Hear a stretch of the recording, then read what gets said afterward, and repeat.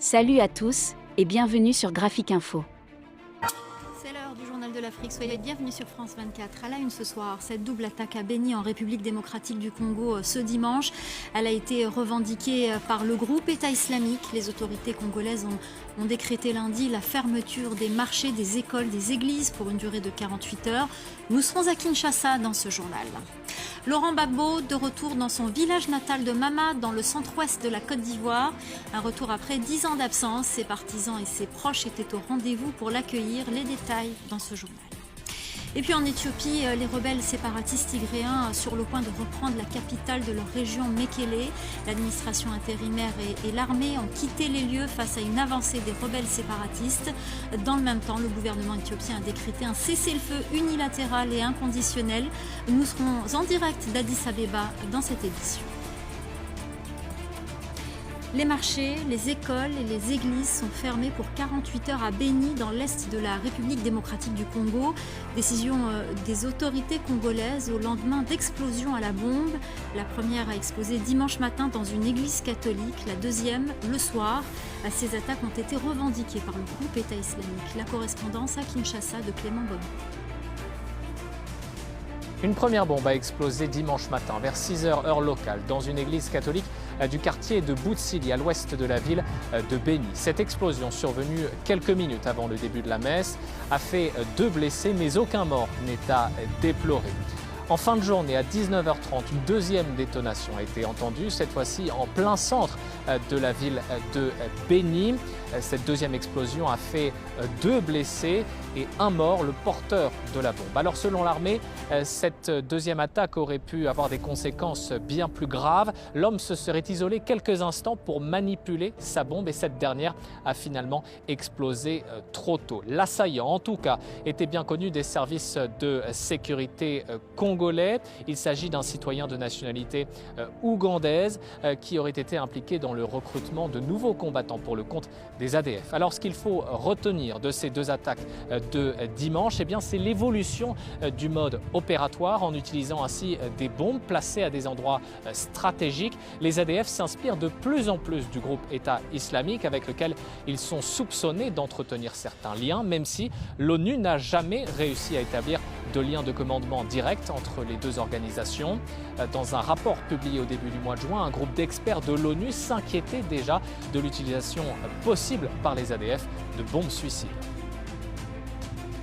On en vient à ces accusations à l'encontre d'instructeurs russes en Centrafrique. Selon un rapport de l'ONU, ces instructeurs auraient commis, je cite, des violations du droit humanitaire international, des accusations qui contredisent les affirmations de Moscou, qui assure de son côté que ces instructeurs ne sont pas armés et ne combattent pas. Les précisions à Bangui de notre correspondant Clément Diron. Pillage, recours excessif à la force, ce sont les mots utilisés par des experts des Nations Unies envoyés en Centrafrique dans un rapport qui pointe du doigt les forces nationales, ses alliés russes et aussi les troupes rebelles. Alors les experts de l'ONU, après avoir récolté des témoignages, dénoncent des violations du droit humanitaire international. À propos des forces russes que ce rapport désigne comme des instructeurs, eh bien les experts mentionnent leur participation active dans les combats en tête des opérations et non uniquement en soutien aux forces nationales. La Russie dément l'implication de ces instructeurs dans de telles opérations, parle d'ailleurs de mensonges et eh bien, on attend encore la réaction du gouvernement centrafricain sur ce rapport. Mais la présidence avait déjà réagi aux accusations d'exaction suite à une précédente enquête de la chaîne américaine CNN mi-juin, qualifiant les allégations de diffamatoires, fantaisistes et même fallacieuses. Alors, le rapport de l'ONU détaille aussi les violences commises par la coalition rebelle CPC qui a tenté de renverser le pouvoir fin décembre.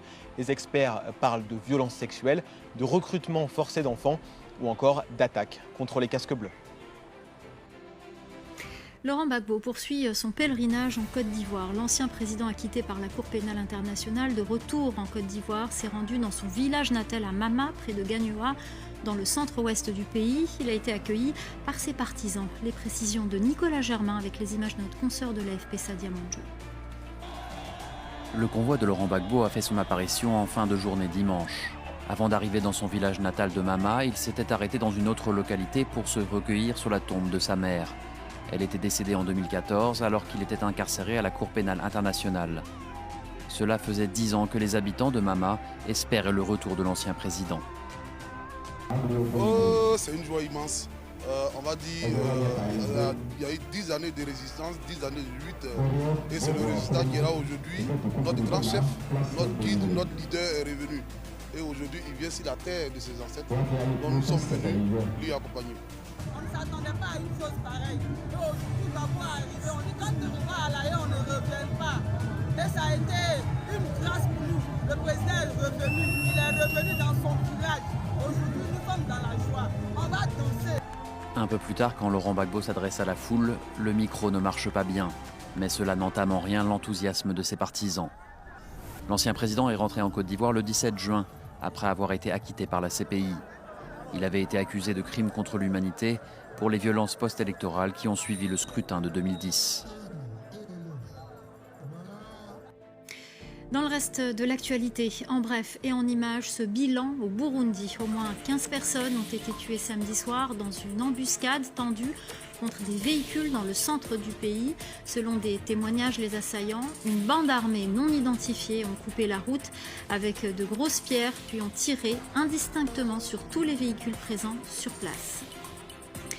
Ces coupures d'eau potable à Alger qui suscitent la colère de la population depuis quelques semaines. Les coupures sont devenues plus fréquentes dans la capitale algérienne. Des résidents d'une commune de l'est d'Alger ont bloqué la route menant à l'aéroport pour dénoncer le manque d'eau. Il aura fallu l'intervention des autorités locales pour calmer la foule. Et puis c'est demain mardi que la Cour constitutionnelle sud-africaine doit statuer sur une possible peine de prison pour Jacob Zuma. Saisi par une commission anticorruption, la plus haute juridiction sud-africaine doit se prononcer sur le sort de l'ex-président accusé d'outrage à la justice.